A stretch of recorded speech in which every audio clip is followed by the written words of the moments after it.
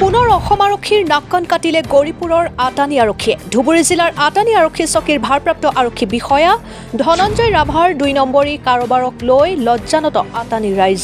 আটানী আৰক্ষী বিষয়া ধনঞ্জয় ৰাভাই বহু ২ নম্বৰী কাম কৰি এইবাৰ পৰিছে ধৰা। দৰদাম কৰি ধন সংগ্ৰহ কৰি সামাজিক মাধ্যমত সাংঘাতিক ধৰণে ভাইৰেল হৈছে এইগৰাকী ২ নম্বৰী আৰক্ষী বিষয়া। এই দৃশ্যলৈ মন কৰক।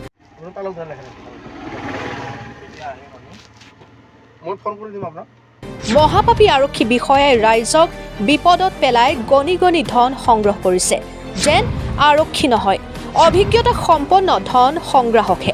আটানী আৰক্ষী বিষয়াৰ ২ নম্বৰী কাৰোবাৰক লৈ মুখ খুলিছে স্থানীয় দল সংগঠন আৰু ৰাইজে।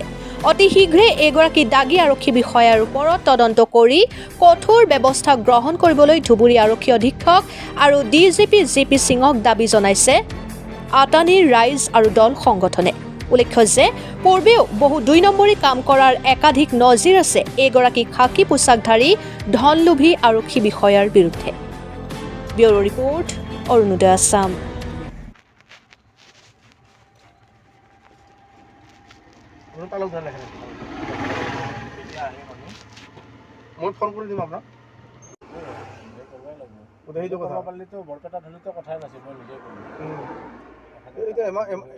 ইমান দূৰত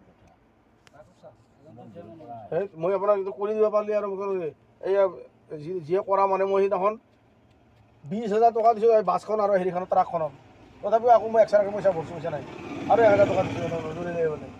এই আল্ট্ৰা বাৰ হেৰি কি নাম চামানুৰ নে কি নাম পাৰে কোনটো এই আপোনালোকে তাকেতো বিনা পইচাত কৰি আনে যদি আৰু ভাল। মই এইখিনি লিখি দিম, আপোনালোকে নিজে কৰি লওক। গাড়ী ভাড়াটো ওলাই যাব আপোনালোকৰ কমচে কম, মই এক পইচা নালাগে। মই চিধা পইচা কৈছোঁ আপোনাক, মই পইচা নাই চবেই জানো মই পইচাৰ লালচ মোৰ কৰা নাই। মোক খৰচটো যিটো মানুহ যাব তাৰ হাজিৰাটো দিব লাগিলে একদিনৰ, তাৰ হাজিৰা দিব লাগিল না, তাৰ দিনটোৰ হাজিৰা দিব লাগিল, তাৰ হাজিৰা দিব লাগিল। দিলে দিব আপোনাৰ ফোনপে সোমাই দিব লাগিব।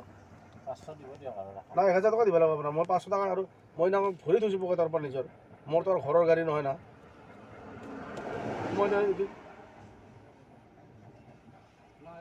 লগে লগে হাইলাইট কৰিব লাগে, মই কাৰণে কাগজখিনি বিচাৰিছিলোঁ, তেওঁলোকে নাহিলে কোনো।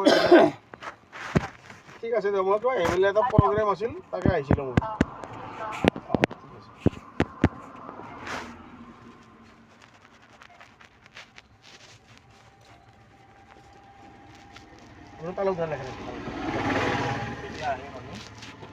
মই ফোন কৰি দিম আপোনাক। আমি যোৱা ২ দিন ধৰি আমি দেখিবলৈ পাইছোঁ মোবাইলে এটা ভিডিঅ' ভাইৰেল হৈছে, আৰু সেই ভিডিঅ'খনত আমি দেখিবলৈ পাইছোঁ যে ধুবুৰী জিলাৰ গৌৰীপুৰ আৰক্ষী চকীৰ অন্তৰ্গত আমাৰ আটানী আউটপোষ্টৰ যি IC গৰাকী আছে, এই IC গৰাকীয়ে মানুহৰ পৰা ধন সংগ্ৰহ কৰাৰ এটা ভিডিঅ' ইতিমধ্যে ভাইৰেল হ'বলৈ পাইছে।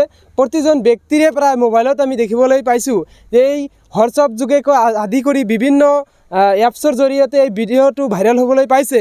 কিন্তু এতিয়ালৈকে আমি ধুবুৰী জিলাৰ আৰক্ষী অধীক্ষকক এতিয়ালৈকে কোনো ধৰণৰ ব্যৱস্থা গ্ৰহণ কৰা আমি দেখিবলৈ পোৱা নাই। গতিকে আমাৰ দাবী হৈছে যে এই ভিডিঅ' কেনেকৈ ভাইৰেল হ'বলৈ পালে আৰু কিহৰ কাৰণত এই টকাখিনি লোৱা হৈছিল, ইয়াৰ ওপৰত এটা তদন্ত হ'ব লাগে, আৰু অতি শীঘ্ৰে খুব কম সময়ৰ ভিতৰত এই আৰক্ষীগৰাকীক নিলম্বন কৰিব লাগে। আপোনাৰ আটানী আৰক্ষী চকীৰ ভাৰপ্ৰাপ্ত আৰক্ষী বিষয়া, তেখেতে ধনঞ্জয় নামৰ এজন অফিচাৰক এই থানাৰ ভাৰপ্ৰাপ্ত আৰক্ষী হিচাপে দায়িত্ব দিয়া হৈছে। কিন্তু তেখেতে সেই আৰক্ষী বিষয়া হিচাপে কাম কৰাৰ পৰিৱৰ্তে তেখেতে ধন সংগ্ৰহৰ ৰজা হিচাপে কাম কৰিবলৈ আমি দেখিবলৈ পাইছোঁ।